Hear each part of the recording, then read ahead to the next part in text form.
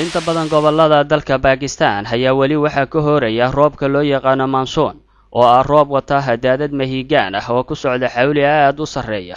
iyadoo khasaaraha ay geysanayaan biyahana ay marba marka ka dambaysa sare u sii kacayso sida uu sheegay wasiirka arrimaha gudaha ee dowladda Pakistan Mudane Rahman Malik.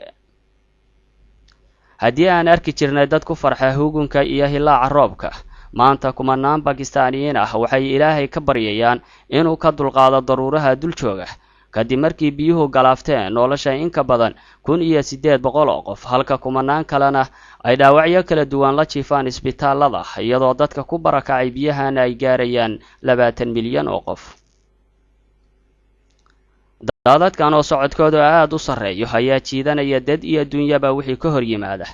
waxayna sidoo kale xaaqayaan xaafadaha iyadoo mararka qaarkood aad arkaysa dadka oo gacmaha ku qaadanaya wixii karaankooda ah kana cararaya goobaha biyaha si ay u helaan meel ay uga badbaadaan musiibada. maahan oo kaliya dadka, biyuhu waxa ay jareen isgaarsiintii dalka, waxa ayna burburiyeen iskuuladii, guryihii, beerihii iyo wadooyinkii, iyadoo gaadiidka kaliya ee maanta Pakistan u baxsatay ee meelaha fogfog wax gaarsiinayana ay yihiin diyaaradaha aerokabtarada ah ee sida gaarka ay u leeyihiin ciidamada xoogga dalka Pakistan. waxaa qarsoomay ama la waayay muuqaalka magaalooyin badan oo ka mid ah dalka Pakistan kadib markii biyuhu la silmeen guryihii,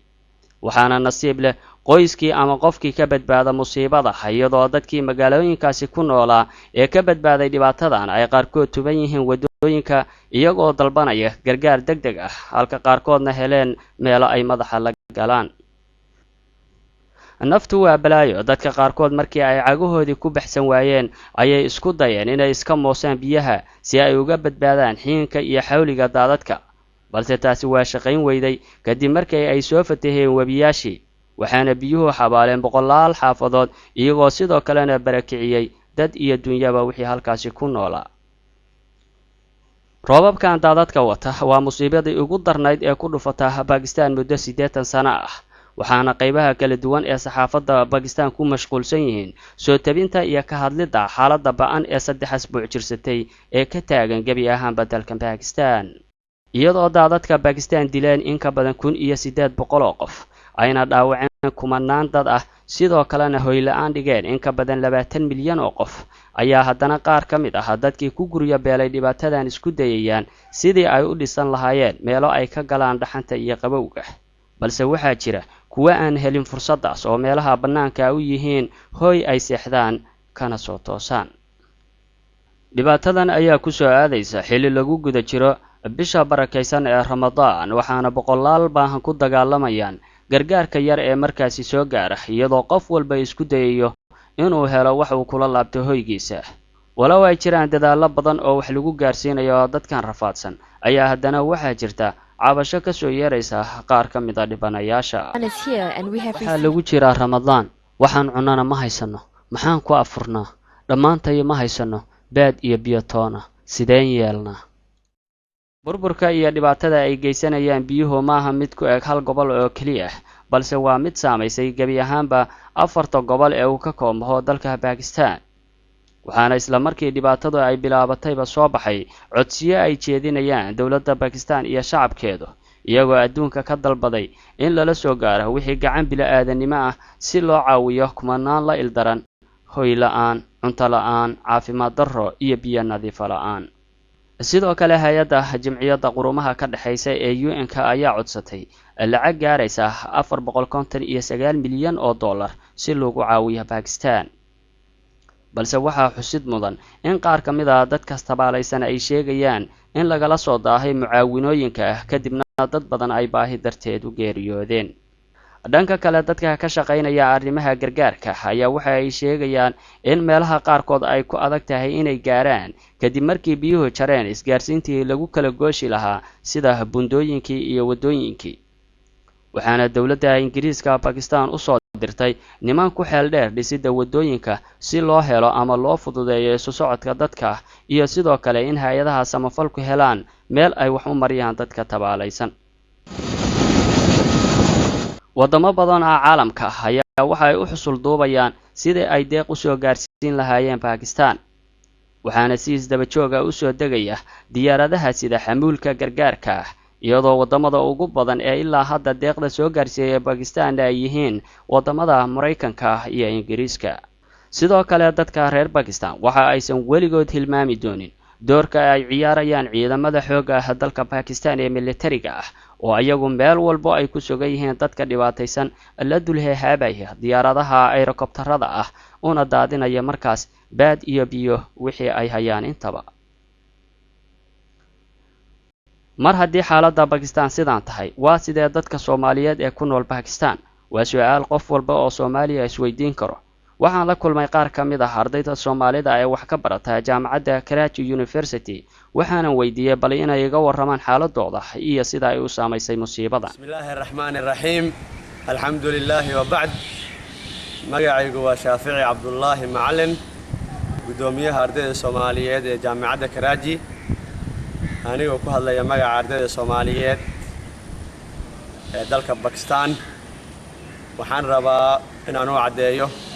walaalaha Soomaaliyeed ee daawanaya ama dhageysanaya barnaamijkan in dhammaan mujtamaca Soomaaliyeed ee ku nool wadanka Pakistan uu Ilaahay ka badbaadiyay musiibadii rabbaaniga ahayd ee ka dhacday wadanka Pakistan taas oo sababtay dhimashada dad fara badan iyo barakacyaal aad u tiro badan. inkastoo mujtamaca Soomaaliyeed ee wadanka Pakistan aysan dhibaato ku gaarin haddana waxaan dareemaynaa murugo maxaa yeelay walaalaheen qaraabadii iyo eheladii martida aan u ahayn ee aan wax ka baranaynay wadankooda ayaa maanta waxay noqdeen in barakacday in dhimatay iyo in dhaawac hospitaalada jiifta. Bismillahir Rahmanir Rahim. anigoo ah Ibrahim Maxamed Colaad kana mid ah ardayda Soomaaliyeed ee wax ka barata dalka Pakistan jaamacadda Karachi University qaybteeda maamulka iyo maareynta. waxaan halkan uga sheegayaa ummadda Soomaaliyeed ee daawanaysa ama dhageysanaysa barnaamijkan in mujtamaca Soomaaliyeed ee ku nool wadanka Pakistan guud ahaan ay ka badbaadeen musiibooyinkii ama daadadkii ka socday wadanka Pakistan. waxaan si ka arday ahaan ama ka Soomaali ahaan dareemaynaa murugo iyo naxdin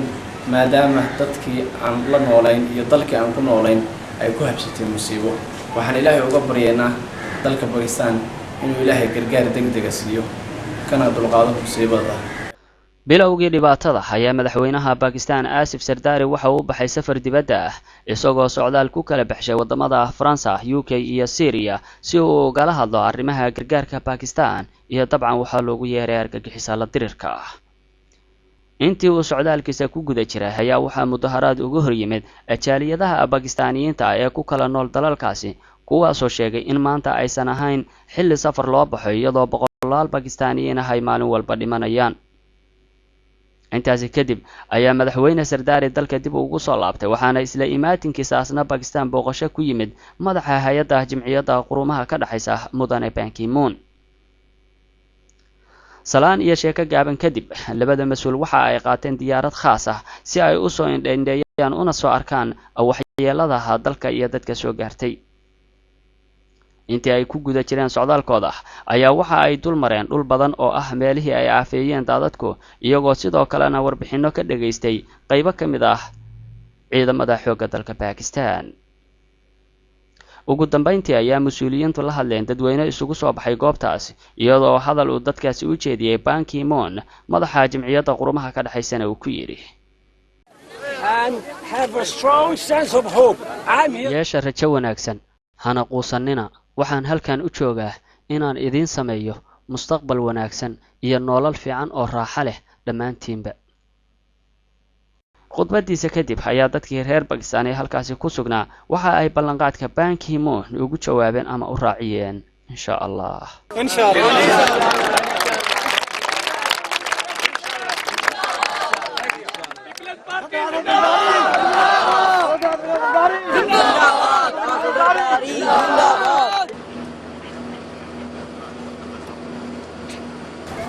dhibaatada ay geysanayaan daadadka ku dhuftay dalkani Pakistan ayaa marba marka ka dambaysa sare u sii kacaysa waxaana luudma ku socda gargaarka bini'aadanimo ee soo gaaraya Pakistan iyadoo kumanaan Pakistaaniyiin ay la ildaran yihiin gaajo iyo macaluul kuwaasoo ku sugan waddooyinka dhexdooda. duraan xasan yare oo aadan koonfurta dalka Pakistan Karachi.